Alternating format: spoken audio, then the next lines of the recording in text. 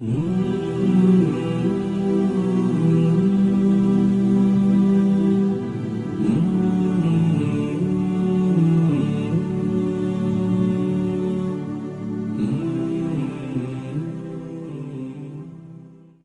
know, we live in this dunya and we are fascinated with this dunya which Allah subhanahu wa ta'ala indeed has created in a beautiful manner. We're fascinated. There are over billions of people which live on this dunya at this moment in time. Over 6 billion people that live on the dunya at this moment in time. This dunya of Allah subhanahu wa ta'ala is so big, my young friends, that there is space in this dunya for billions and billions and billions or more people.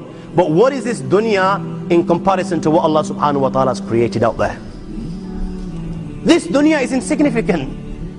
This dunya is meaningless to Allah. It means nothing. It is worthless. So worthless, compare it with the sun. The sun is one star. You know more science than me. You'll be able to tell me better. Take this planet Earth and you place it inside the sun, and you will be able to place 1.3 million Earths in the sun. 1.3 million Earths in the sun. Allahu Akbar. Allah is the greatest. The sun is one star. One star. There are stars out there which are millions of times bigger than the sun. You tell me this, that you need millions and millions of stars to make one galaxy.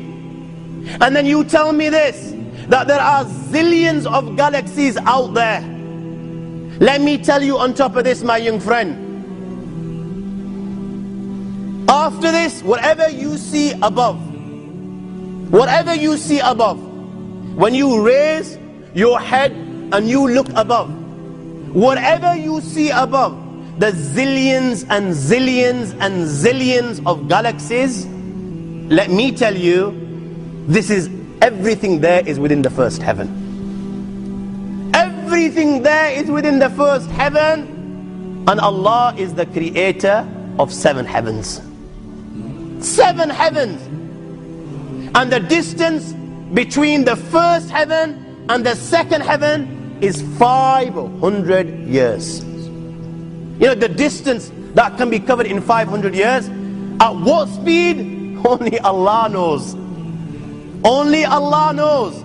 But it will take 500 years to get from the first heaven to the second heaven. 500 years from the second to the third, third to the fourth, fourth to the fifth, fifth to the sixth, sixth to the seventh.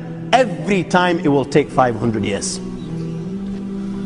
After the 7 heavens, وَسِعَ كُرْسِيُّهُ السَّمَاوَاتِ وَالْأَرْضِ. You all read the Ayatul Kursi. You all know the Ayatul Kursi. After this, you have the Kursi of Allah. You have the chair of Allah subhanahu wa ta'ala. You know, these 7 heavens that we've just talked about, in comparison to the Kursi of Allah, they're non-existent. They're meaningless. Rasulullah ﷺ has given an example in a hadith, just to give us a little bit of understanding with regards to the 7 heavens in comparison to the Kursi of Allah. Take a ring from your finger, take it off, the small ring that you have, and place it, let's say, in a desert, the Sahara Desert. It's the biggest desert in the world. You know that ring that we take off from our fingers and place it in the Sahara Desert?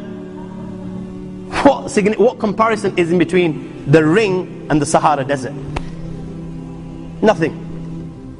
Nothing. The 7 heavens is the ring, and the Kursi of Allah is the Sahara Desert. After the Kursi of Allah, my young friends, you have the Arsh of Allah. وَكَانَ أَرْشُهُ عَلَى الْمَاءِ. You have the Arsh of Allah. Again, Rasulullah has explained, so just so that we can understand. Take the ring, place it in the desert. This time, the ring is the Kursi and the Arsh is the desert. What is the Kursi in comparison to the Arsh of Allah? Nothing. Then you have angels which carry the Arsh of Allah. Their heads are in the 7th heaven and their feet are in the lowest earth. My friends, then you have the Lord of the Arsh and Kursi. لا تدركه الأبصار وهو يدرك الأبصار وهو اللطيف الخبير.